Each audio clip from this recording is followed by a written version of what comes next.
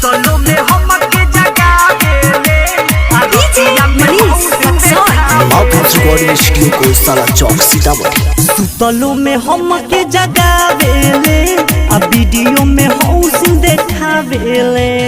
सुतलो में हमके जगावेले वीडियो में हौस देखावेले। देखिए के जोश जब जागेला तो हमारा के खूब पजियावेले। सुतलो में हमके जगावेले रतिया में हौस देखावेले। सुतलो में हमके जगावेले वीडियो में हौस देखावेले।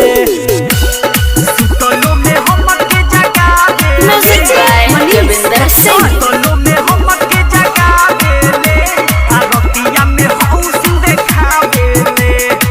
जुबना से हमारा जब साड़ी हटावे सच कही बार मन गुदगुदावे।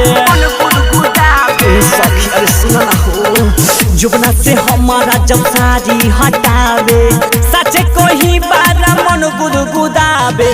ढोढ़िया में अंगूरी घुसावेले रतिया में हौस देखावेले।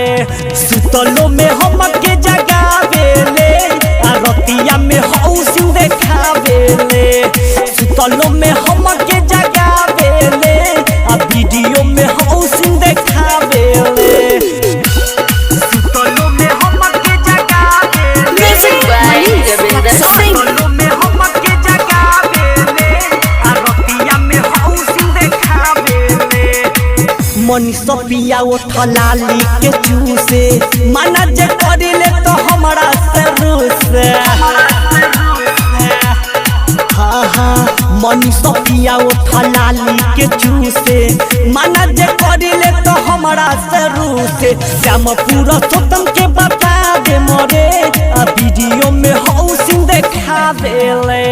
सुतलो में हमके जगावेले रतिया में हौस देखावेले।